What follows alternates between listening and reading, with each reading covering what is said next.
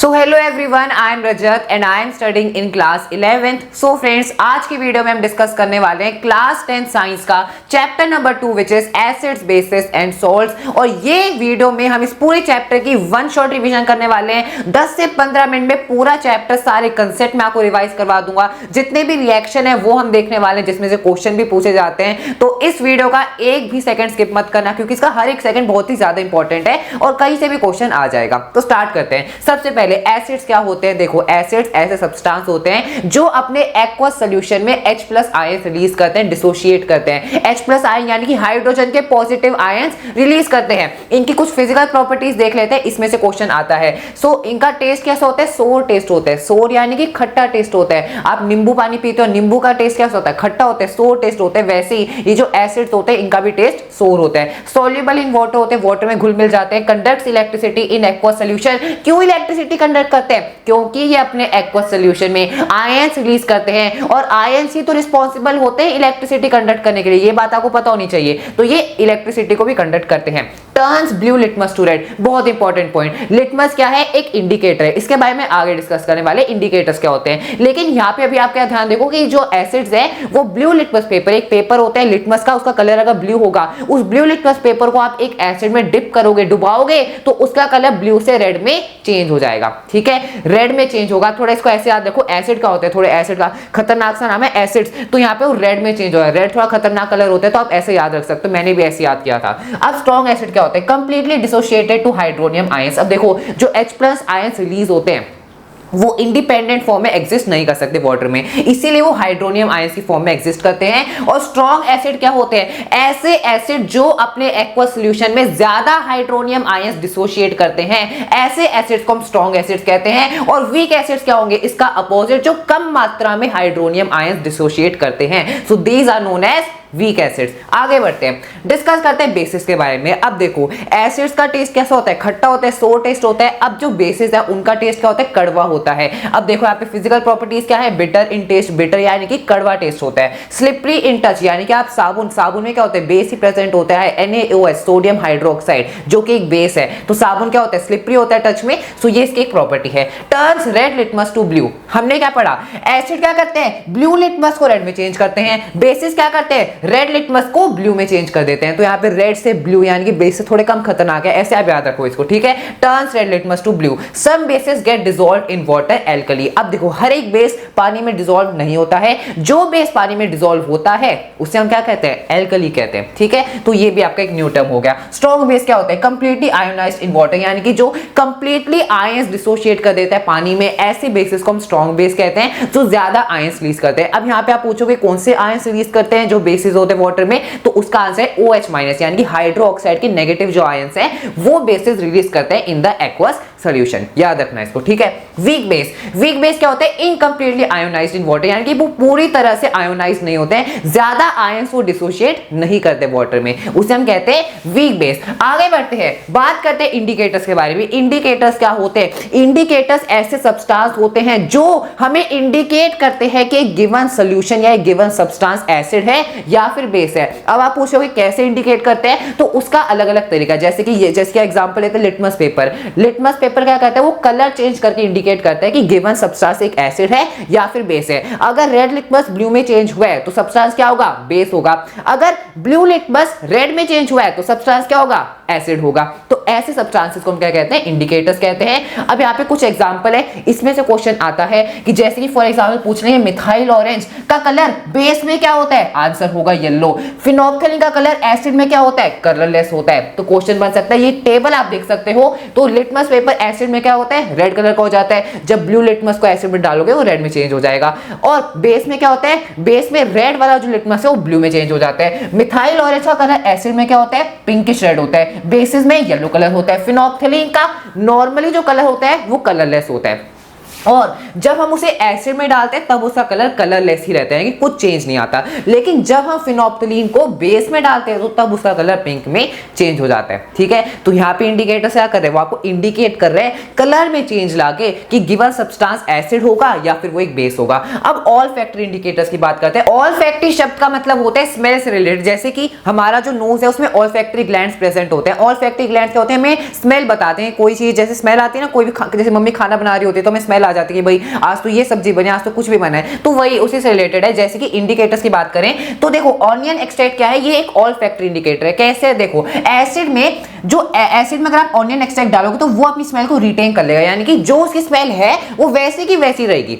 देखो आपने एक और जो आपका ऑनियन एक्सट्रैक्ट है उसे आपने एक सब्सटेंस में डाला और आपने देखा कि उसकी जो स्मेल है वैसी की वैसी, कुछ चेंज नहीं आया, तो आपको पता चल गया कि सब्सटेंस क्या है, एसिड है। ठीक है, अब उसी ऑनियन एक्सट्रैक्ट को मैंने एक और सब्सटेंस बी में डाला, लेकिन अब क्या हुआ, अब उसकी स्मेल ही चली गई, देयर इज नो स्मेल। तो अब मुझे पता चल गया कि गिवन सब्सटेंस क्या है, बेस है। वैसी वनीला एसेंस में भी क्या है, एसिड में वो अपनी स्मेल को रिटेन रखता है कि वैसा का वैसा रखता है और बेस में उसकी स्मेल चली जाती है। Same for clove oil. ठीक है, इसे आपको याद रख लेना है, एक्टिविटी में है ये और इसमें से क्वेश्चन सीबीएसई पूछता है। अब आगे बढ़ते हैं, बात करते हैं केमिकल प्रॉपर्टीज के बारे में। सबसे पहले एसिड्स की जो केमिकल प्रॉपर्टीज हैं वो देख लेते हैं। तो ये कुछ रिएक्शंस हैं, इन्हें रट लो। रिएक्शंस विद एसिड का बेस का रिएक्शन होगा, क्या बनेगा, साल्ट प्लस वाटर। इसका दूसरा नाम क्या है, न्यूट्रलाइजेशन रिएक्शन में से कहते हैं, क्योंकि जब एक एसिड और बेस का रिएक्शन होता है तो वो अपने आप को क्या कर देते हैं, अपने इफेक्ट को न्यूट्रलाइज कर देते हैं, कैंसिल आउट कर देते हैं। बनता क्या है, साल्ट और वाटर बनता है। एसिड और मेटल का रिएक्शन होता है, क्या बनता है, salt plus hydrogen gas release होती है। इस हाइड्रोजन गैस की प्रेजेंस को हम टेस्ट भी कर सकते हैं। कैसे कर सकते हैं, इस हाइड्रोजन गैस को अगर आप जो आपका बबल सॉल्यूशन होता है, सोप बबल सॉल्यूशन होता है, उसमें से पास करवाओगे और जब जो बबल्स फॉर्म होंगे उन बबल्स को आप एक कैंडल के पास लेके आओगे तो वो कैंडल क्या होगी, जो बबल्स होंगे वो पॉप साउंड से बर्न होंगे। तो इससे आपको पता चल गया, इस एक्सपेरिमेंट से आपको पता चल गया कि हाइड्रोजन गैस इस रिएक्शन में निकली है। आगे बढ़ो, एसिड और मेटल कार्बोनेट का रिएक्शन होता है तो क्या बनता है, salt plus water plus carbon dioxide gas यहाँ पे रिलीज होती है। इस कार्बन डाइऑक्साइड गैस की प्रेजेंस को भी हम टेस्ट कर सकते हैं। कैसे टेस्ट कर सकते हैं, अगर आप इस CO2 गैस को लाइम वाटर के सोल्यूशन में से पास करवाओगे तो एक व्हाइट प्रेसिपिटेट बनेगा जिसका नाम है कैल्शियम कार्बोनेट, जिसे हम लाइमस्टोन के नाम से भी जानते हैं। तो व्हाइट कलर का प्रेसिपिटेट बना है और इससे हमें पता चल गया कि इस रिएक्शन में CO2 गैस रिलीज हुई है। आप रिएक्शन नीचे भी देख सकते हो।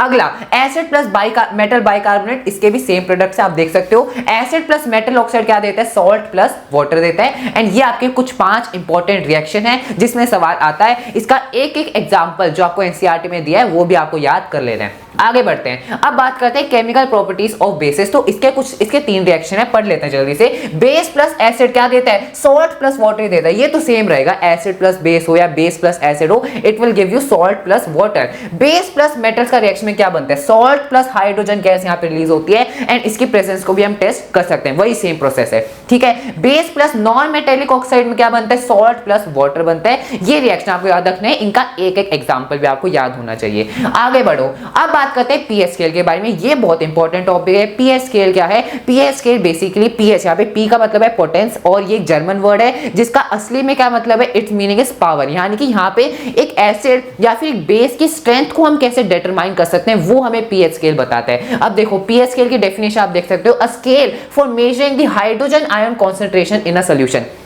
अब देखो, जितना ज्यादा हाइड्रोजन आयन का कंसंट्रेशन होगा उतना ही ज्यादा स्ट्रॉन्ग एसिड होगा, जितना कम कंसंट्रेशन होगा उतना ही वीक एसिड होगा। तो यहाँ पे उसकी पावर यानी कि कितना स्ट्रॉन्ग है, कितना वीक एसिड है, कितना स्ट्रॉन्ग बेस है, कितना वीक बेस है, ये हमें पता चलता है पीएच स्केल के थ्रू। ठीक है, अब यहाँ पे कुछ नंबर है, ये आपको याद रखना है। देखो एसिडिक सोल्यूशन होगा तो उसका पीएच स्केल पे जो वैल्यू होगी वो 7 से कम आएगी।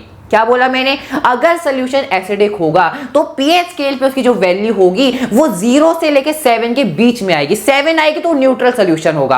अब 7 से लेके 14 के बीच में अगर पीएच स्केल पे वैल्यू आती है तो गिवन सोल्यूशन क्या है, एक बेस है। ठीक है, ये याद रखना है। एसिडिक सोल्यूशन पीएच स्केल 7 से कम वैल्यू, न्यूट्रल सोल्यूशन यानी कि पीएच स्केल पे वैल्यू क्या होगी, 7 होगी। बेसिक सोल्यूशन है यानी कि बेस है तो उसकी वैल्यू 7 से 14 के बीच में होगी। ठीक है, अब यहाँ पे देखो, अगर वैल्यू मान लो आती है 2 तो वो क्या है, वो एक स्ट्रॉन्ग एसिड है। 1 है तो और ज्यादा स्ट्रॉन्ग एसिड है। अगर उसकी वैल्यू 6 है तो वो एसिड तो है क्योंकि 7 से पीछे आ रहा है लेकिन वो एक वीक एसिड है। अब वैसे ही 8 अगर वैल्यू है तो वो एक वीक बेस है, वैसे अगर उसकी वैल्यू 14 है पीएच स्केल पे तो वो एक स्ट्रॉन्ग बेस है। ये भी आपको ध्यान रखना है, ठीक है। इंपॉर्टेंस ऑफ पीएच देख लेते हैं। Animals and plants are pH sensitive. इसका क्या मतलब है, देखो एनिमल्स जैसे कि हम ह्यूमन बींग्स का एग्जांपल लेते हैं, तो जो हम ह्यूमन बींग्स हैं हम भी एक स्पेसिफिक पीएच रेंज में हमारी जो बॉडी है वो फंक्शन करती है, जितने भी प्रोसेस होते हैं, एंड वो रेंज क्या है 7.0 से 7.8। अब इस रेंज में कुछ भी चेंज आता है तो ऑब्वियसली हमारी जो बॉडी की फंक्शनिंग है उस पर इफेक्ट पड़ता है। अब वैसे एग्जांपल लेते हैं, जैसे कि आपको पता होगा एसिड रेन के बारे में। तो एसिड रेन क्या होती है, जब रेन का जो पीएच लेवल है वो 5.6 से कम हो जाता है। 5.6 क्या है, एसिड है, तो 5.6 से भी कम अगर वैल्यू चली जाती है तो ऐसी रेन को हम क्या कहते हैं, एसिड रेन कहते हैं। और ये एसिड रेन क्या है, ये बहुत हार्मफुल होती है। जब एसिड रेन आपके एक्वेटिक बॉडीज जैसी लेक्स हो गए, पॉन्ड्स हो गए,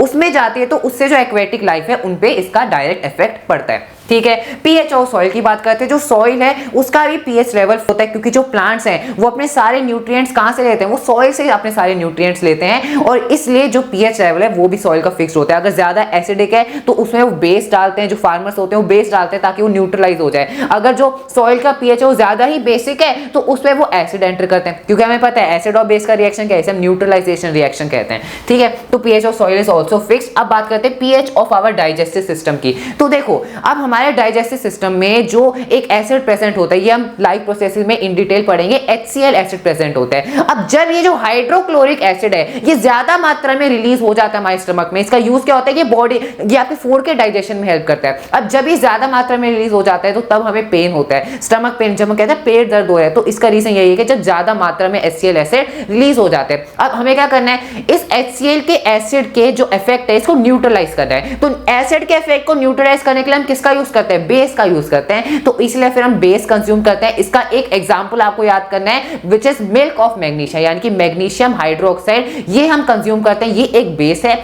और ये HCl एसिड के जो इफेक्ट है उसे न्यूट्रलाइज कर देते हैं, ठीक है। अब बात करते हैं कॉज ऑफ टूथ डीके। देखो टूथ डीके कब होता है, हमारा देखो जो माउथ है उसका भी पीएच लेवल फिक्स होता है, और वो क्या है, वो है 5.5। अब 5.5 से अगर कम पीएच लेवल जाता है यानी कि और ज्यादा एसिडिक होता है तो हमारी जो टूथ की लेयर है, जो टूथ इनेमल की लेयर है वो कोरोड होना चालू हो जाती है। ये टूथ इनेमल की लेयर बनती किसके, ये कैल्शियम फॉस्फेट की बनी होती है, और जब ये 5.5 से नीचे पीएच लेवल जाता है तो ये कोरोड होना चालू हो जाती है। और इसीलिए हमें क्या करना चाहिए, हमें बेसिस का यूज करना चाहिए। जैसे हम सुबह रोज उठ के ब्रश करते हैं तो ब्रश में जो आपका जो टूथ पेस्ट होती है उसमें क्या प्रेजेंट होता है, उसमें बेस ही प्रेजेंट होता है, और जो हमारी बॉडी में जितने, ये हमारे माउथ में जितने भी एसिड्स होते हैं उसके इफेक्ट को न्यूट्रलाइज कर देती है जो हमारी टूथपेस्ट होती है, ठीक है। अब बात करते हैं self defence by plants and animals. आपने सुना होगा कि मधुमक्खी काट लेती है, तो मधुमक्खी क्या करती है, वो एक एसिड आपकी बॉडी में इंजेक्ट कर देती है, उसका नाम क्या है, मिथोइनिक एसिड। और हम एसिड के इफेक्ट को हमें न्यूट्रलाइज करना है, क्योंकि उससे क्या होता है, जब एसिड रिलीज होता है तो दर्द होता है हमें। अब उस दर्द को कैसे हम कम करेंगे, तो उसके लिए हम एक बेस का यूज करेंगे जैसे कि बेकिंग सोडा, ठीक है। वैसे नेटल लीव्स इसका एक एग्जांपल है। नेटल लीव्स क्या होते हैं, इनमें ये कुछ ऐसे पत्ते होते हैं जिनमें कांटे होते हैं, और जब ये कांटा लग जाता है तो वो भी क्या करते हैं, मिथोइनिक एसिड रिलीज करते हैं, और इसलिए उसमें उसको भी न्यूट्रलाइज करने के लिए हम बेस का ही यूज करते हैं। क्लियर हो गया। अब बात करते हैं कुछ नेचुरल सोर्सेज के बारे में, यानी कि हमारे आसपास एनवायरनमेंट में बहुत सारे नेचुरल सोर्सेज प्रेजेंट है और उनमें कौन कौन से अलग अलग टाइप के एसिड प्रेजेंट है वो हम देख लेते हैं। ये कुछ एग्जांपल्स आपको याद करने हैं क्योंकि 1 मार्क्स में एमसीक्यू फॉर्म में क्वेश्चन बन सकता है। विनेगर में कौन सा एसिड है, एसिटिक एसिड। टैमरिंड यानी कि इमली में कौन सा एसिड प्रेजेंट होता है, टार्टेरिक एसिड प्रेजेंट होता है। टोमेटो में यानी कि टमाटर में कौन सा एसिड प्रेजेंट होता है, ऑक्सैलिक एसिड। ऑरेंज में सिट्रिक एसिड प्रेजेंट होता है। लेमन में भी सिट्रिक एसिड, खट्टा टेस्ट होता है ना, तो इसीलिए होता है क्योंकि इसमें सिट्रिक एसिड प्रेजेंट होता है, ऑरेंज में भी लेमन में भी। कर्ड में लैक्टिक एसिड प्रेजेंट होता है। एंड स्टिंग और नेटल स्टिंग यानी कि जब एंड यानी कि चींटी काट लेते हैं या फिर आपको मधुमक्खी का डंक लग जाता है तो उसमें कौन सा एसिड प्रेजेंट होता है, मिथोइनिक एसिड प्रेजेंट होता है दोनों में, ठीक है। अब आगे बढ़ते हैं। अब बात करते हैं हमारे इस चैप्टर के लास्ट टॉपिक के बारे में विच इज सॉल्ट्स। तो देखो सॉल्ट्स क्या होते हैं, salts are produced by neutralisation reaction. ये हमने पहले भी पढ़ा था कि जब एक एसिड और बेस का रिएक्शन होता है तो सॉल्ट प्लस वाटर बनता है, और इसी रिएक्शन को हम क्या कहते हैं, न्यूट्रलाइजेशन रिएक्शन कहते हैं, क्योंकि इसमें एसिड और बेस अपने जिनका इफेक्ट है उसको न्यूट्रलाइज कर देते हैं, कट कर देते हैं। अब यहाँ पे देखो salts can be acidic, basic और neutral depending on the strength of the acid and base from which it is form. यानी कि सॉल्ट किससे बना है, एसिड और बेस से बना है। अगर एसिड और बेस में से एसिड ज्यादा स्ट्रॉन्ग है तो जो सॉल्ट बनेगा वो क्या होगा, वो एसिडिक सॉल्ट होगा। अब एसिड और बेस में से बेस ज्यादा स्ट्रॉन्ग है तो जो आपका सॉल्ट बनेगा वो बेसिक होगा, अगर दोनों ही स्ट्रॉन्ग है दोनों ही वीक है तो न्यूट्रल सॉल्ट बनेगा। ठीक है, अब देखो कॉमन सॉल्ट हमें यहाँ पे कुछ हम टाइप्स ऑफ सॉल्ट्स पढ़ने वाले हैं। ठीक है, इसमें से क्वेश्चन भी आते हैं कैसे बनते हैं, इनकी फॉर्मेशन का क्या रिएक्शन है, उसमें से क्वेश्चन पूछे जाते हैं। सबसे पहला है कॉमन सॉल्ट, ये हम जानते हैं जो हम अपने नॉर्मली घरों में यूज करते हैं वो कॉमन सॉल्ट ही होता है। इसका फॉर्मूला क्या होता है NaCl। फॉर्म कैसे होता है, इवापोरेशन ऑफ सी वाटर से फॉर्म होता है या फिर बाय न्यूट्रलाइजेशन रिएक्शन। अगला है कॉस्टिक सोडा, इसका क्या फॉर्मूला है NaOH यानी कि सोडियम हाइड्रोक्साइड। कैसे प्रिपेयर होता है, बाय क्लोर एल्कली प्रोसेस के थ्रू से प्रिपेयर किया जाता है। क्लोर एल्कली प्रोसेस क्या है, देखो यहाँ पे क्लोर वर्ड का मतलब है क्लोरीन और एल्कली, एल्कली यानी कि एक बेस जिसका नाम है सोडियम हाइड्रोक्साइड। इस रिएक्शन को देख लेते हैं। देखो यहाँ पे NaCl और वाटर यानी कि सोडियम क्लोराइड का एक्वा सॉल्यूशन जिसका दूसरा नाम क्या है, ब्राइन है। क्वेश्चन आ सकता है what is the other name for the aqua solution of sodium chloride which is brine. अब इस ब्राइन का जब हम इलेक्ट्रोलिसिस करते हैं, इलेक्ट्रोलिसिस यानी कि जब इसमें से हम इलेक्ट्रिसिटी पास करवाते हैं तो क्या प्रोडक्ट्स बनते हैं, सोडियम हाइड्रोक्साइड यानी कि एल्कली प्लस क्लोरीन, इसलिए तो हम क्लोर एल्कली प्रोसेस कहते हैं। गैसियस फॉर्म में क्लोरीन यहाँ पे रिलीज होती है प्लस हाइड्रोजन गैस भी यहाँ पे फॉर्म होती है। तो यहाँ पर रिएक्शन है एंड यहाँ पे हम देख सकते हैं कॉस्टिक सोडा या फिर आप कह सकते हो सोडियम हाइड्रोक्साइड यहाँ पे बना है। आगे बढ़ते हैं, अब यहाँ पे ब्लीचिंग पाउडर की बात करें। अब ये और जो आपका कॉस्टिक सोडा है इनका जो प्रिपरेशन है थोड़ा सा रिलेटेड आपस में, वो हम डिस्कस करने वाले हैं। देखो ब्लीचिंग पाउडर का सबसे पहले केमिकल फॉर्मूला क्या है, CaOCl2। इसे हम बोलते कैसे है, कैल्शियम ऑक्सीक्लोराइड। कैल्शियम ऑक्सीक्लोराइड कैसे बनते हैं, रिएक्शन देखो कैल्शियम हाइड्रोक्साइड का रिएक्शन जब क्लोरीन गैस के साथ हुआ। अब ये क्लोरीन हमने देखा कि इस रिएक्शन में क्लोरीन गैस रिलीज हुई ना, तो इसी क्लोरीन गैस का हम यूज करते हैं ब्लीचिंग पाउडर बनाने के लिए। ठीक है, so calcium hydroxide plus Cl2 gas CaOCl2 यानी कि bleaching powder plus water. Clear हो गया।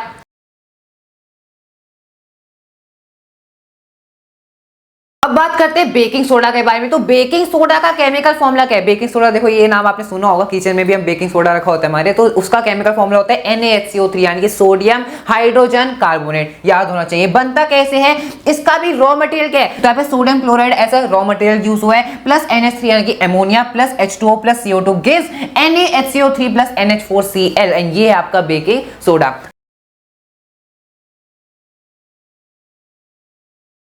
अब अगला सॉल्ट है वॉशिंग सोडा। वॉशिंग सोडा कैसे बनता है, इसका सबसे पहले हम देख लेते हैं chemical formula which is Na2CO3.10H2O। अब यहाँ पे .10H2O 10 क्या है, इसको हम कहते हैं water of crystallization. Water of crystallization क्या होता है, एक यूनिट ऑफ सॉल्ट में कितने वाटर मॉलिक्यूल प्रेजेंट है, that is known as water of crystallization. जैसे कि Na2CO3.10H2O इस सॉल्ट में कितने वाटर ऑफ क्रिस्टलाइजेशन है, आंसर क्या होगा 10 होगा। वैसे आगे हम प्लास्टर ऑफ पेरिस में भी देखेंगे तो ये होता है। अब ये बनता कैसे वॉशिंग सोडा, इसका केमिकल रिएक्शन देखोगे so sodium carbonate plus water. अब इस सोडियम कार्बोनेट कहां से आया, जब हमने इस बेकिंग सोडा, देखो जो आपका बेकिंग सोडा है NaHCO3, इसको जब हमने हीट किया, आप रिएक्शन नीचे देख सकते हो, इसको जब हमने हीट किया तो क्या बना, यहाँ पे Na2CO3 यानी कि सोडियम कार्बोनेट बना। और जब इस सोडियम कार्बोनेट का हमने रिक्रिस्टलाइजेशन किया, रिक्रिस्टलाइजेशन क्या होता है, जब वाटर मॉलिक्यूल्स ऐड होते हैं, ठीक है, तो प्लस 10H2O, तो क्या बना हमारा वॉशिंग सोडा बना। ठीक है, क्लियर हो गया। अब हमारा लास्ट सॉल्ट है जिसका नाम है प्लास्टर ऑफ पेरिस। फॉर्मूला क्या है, CaSO4 यानी कि calcium sulphate dot half H2O।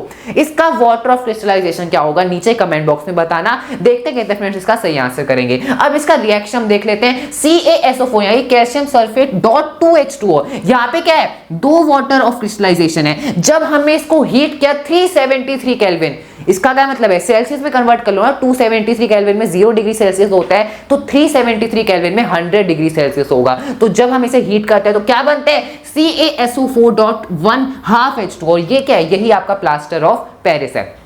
ठीक है, अब आप मुझसे पूछोगे कि इसका क्या नाम है, CaSO4.2H2O, तो इसका नाम है जिप्सम। जब हम जिप्सम को 373 केल्विन पे हीट करते हैं तो क्या बनता है, प्लास्टर ऑफ पेरिस बनता है प्लस 1.5 H2O। देख लो, आधा वाटर मॉलिक्यूल यहाँ पे और 1.5 वाटर मॉलिक्यूल यहाँ पे, इसमें टोटल कितने थे, 2 वाटर के मॉलिक्यूल थे ना, तो ये आप ऐसे रिएक्शन इसको याद रख सकते हो। आई होप आपको क्लियर हो गया होगा। And this was the last topic of this chapter acids, basis and salts. हमने बहुत ही कम टाइम में इस चैप्टर के हर एक टॉपिक को रिवाइज कर लिया है। अगर आप इसी चैप्टर का डिटेल लेक्चर देखना चाहते हैं जिसमें हर एक चीज हमने अच्छे से डिस्कस करी है, तो उसका भी लिंक आपको डिस्क्रिप्शन बॉक्स में मिल जाएगा। That's all for this video, thank you so much.